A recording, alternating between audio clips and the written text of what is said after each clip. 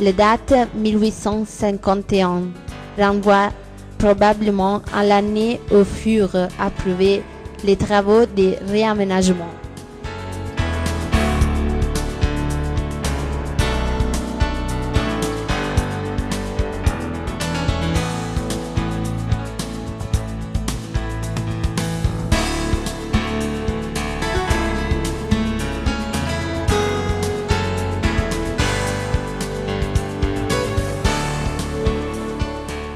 L'escalier principal du monastère, datant du XVIIe siècle, se dédouble à partir du palier après la première volée centrale. Au mur longeant la dernière volée, on retrouve une fresque de Saint Benoît, en mauvais état à cause de l'érosion due à l'eau qui devait couler d'une fenêtre située au-dessus.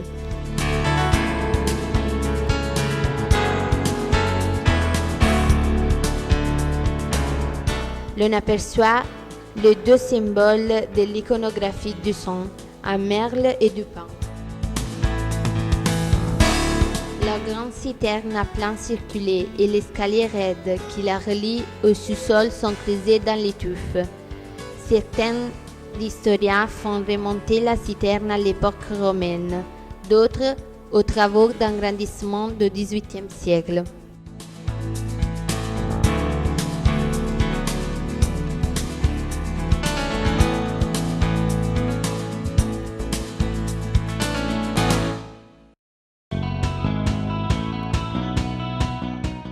En 1905, la mairie de Sorrente accepta que le gouvernement lui cède l'ancien monastère de Saint-Paul, afin de transformer les jardins à une place et d'y exposer la statue de Torquato Tasso. Mais en 1907, on décide plutôt de laisser aux religieux le bâtiment attenant à l'église et l'usufruit de cette dernière. En échange, elle s'engage dans les travaux de restauration et d'entretien.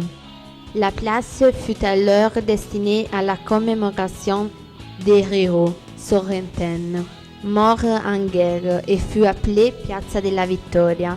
Au milieu, on y plaça la sculpture réalisée par Francesco Jerace.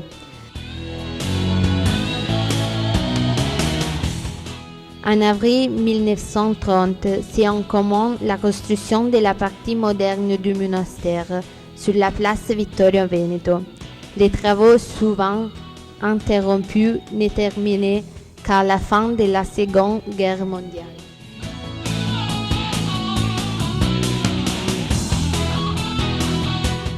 À cause de l'emplacement du bâtiment au cœur de la ville, des travaux continuels, de réaménagement et de restauration, surtout après les tremblements de terre de 1980, les autorités religieuses choisirent à contre-cœur de transférer en 1983 la communauté monastique dans l'ancien monastère des Fratelli Bigi, situé à île déserte sur la colline de Sant'Agata sous Due Golfi.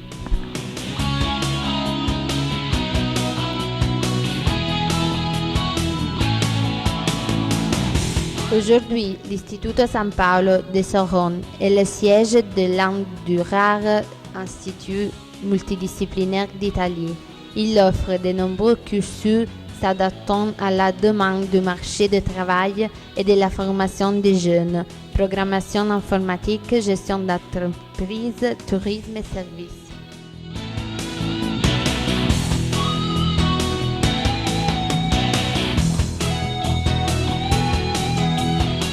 De nombreux projets dans le cadre du Fonds social européen se réalisent au sein de l'établissement. Cela permet d'enrichir l'offre de formation destinée aux nouvelles générations. L'Institut est aussi doté de plusieurs salles informatiques.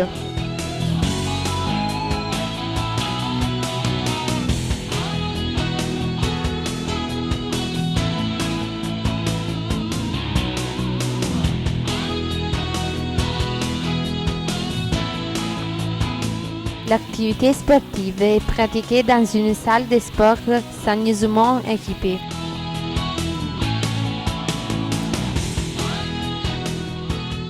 L'espoir et l'optimisme nous poussent à penser que ce lieu sera toujours et encore un patrimoine et une ressource pour la péninsule. La maxime bénédictine Ora et Labora reste toujours valable pour ceux qui, entourés par ces murs anciennes, s'engagent au jour le jour à travailler pour le développement humain et culturel des jeunes.